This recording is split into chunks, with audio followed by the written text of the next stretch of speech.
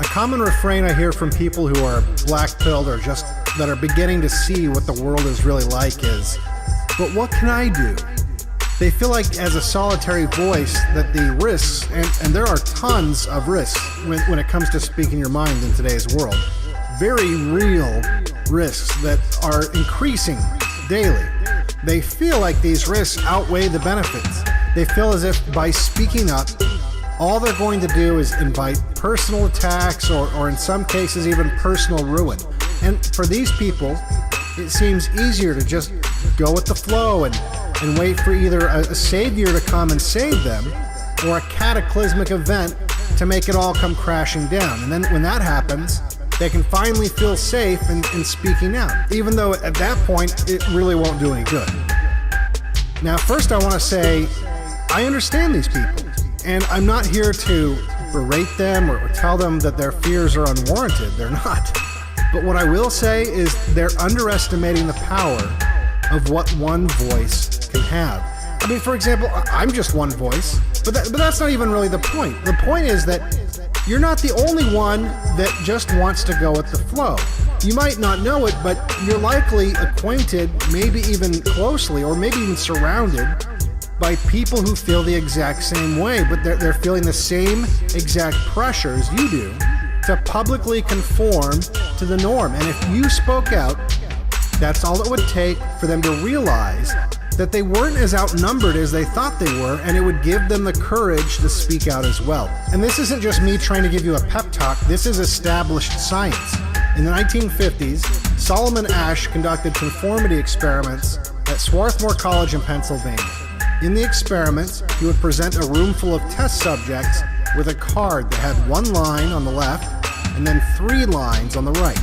The line on the left would match the length of one of the lines on the right, on each card. As you can see here, I have a number of cards, and on each card there are several lines. Your task is a very simple one. You're to look at the line on the left and determine which of the 3 lines on the right is equal to it in length.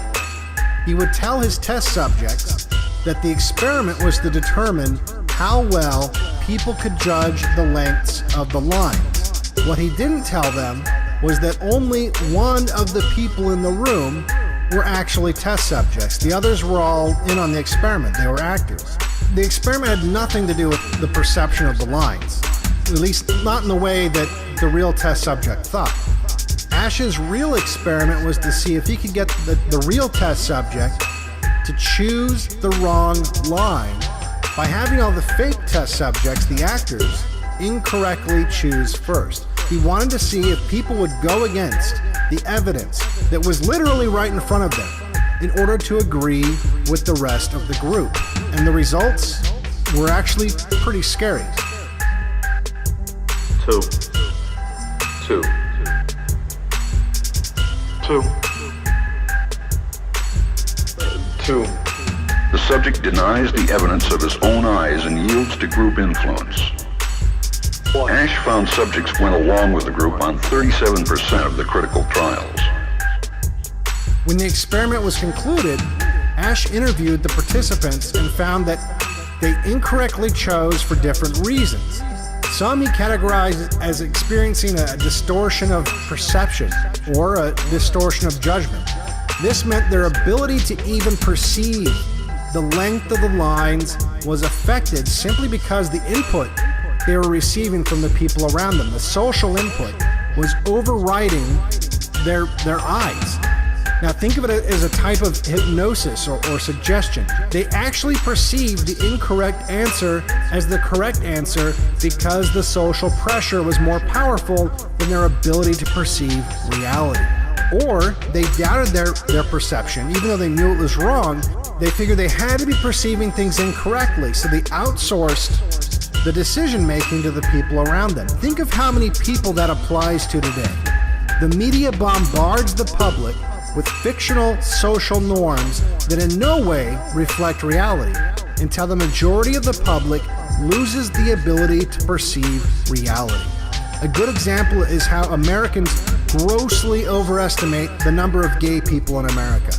Gallup did a study in 2011 that showed exactly this. Americans polled estimated on average that 23% of the American population was gay, when the real number was 3.8%. That's a huge difference, and can easily be explained by this distortion of perception and judgment.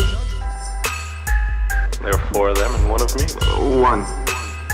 This subject's yielding is based on a distortion of his judgment.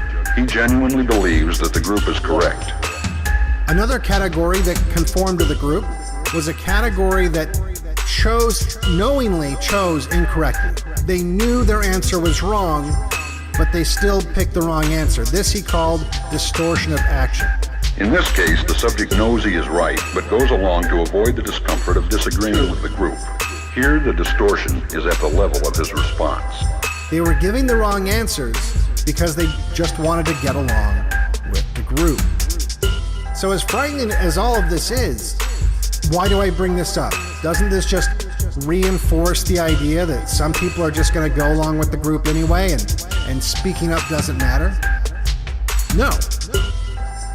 Because Ash performed a variation of the same experiment. In this variation, the fake participants would still choose an incorrect answer, but one of the fake participants would choose correctly. 1. 1. 2. 1. 2. With a partner, yielding drops to only 5% of the critical trials, compared to 37% without a partner. This tiny change made a huge difference in the results. Just by adding one other person who gave the correct answer, the number of people who would conform to the group went all the way down to 5%. Not only that, but in this variation, the real test subject experienced positive feelings towards the fake participant that was giving the correct answers. That is the power that one voice has.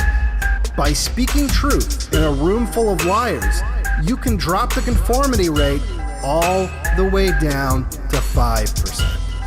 While at the same time, you're creating a bond with these people you're setting an example for. And it's important to keep speaking the truth, because Ash found that these voices were so vital to breaking the conformity that if he removed that participant that was giving the correct answers halfway through the experiment, the test subjects would go right back to conforming at a similar rate. Now think of how that plays into why they want to censor dissident voices. They know. They have this data. They know that if they remove our voices, the public at large will go right back to conforming to the group. That's why it's so important for all of us to speak out, whether it's at home, at work, with your friends. You can be that voice that gives the others the courage to stop conforming. Imagine the ripple effect it would have if everyone here watching this, everyone did exactly that. They might try, but they can't censor all of us. You can be that crack in the dam that makes it burst. So to answer your question, yes, there is something you can do.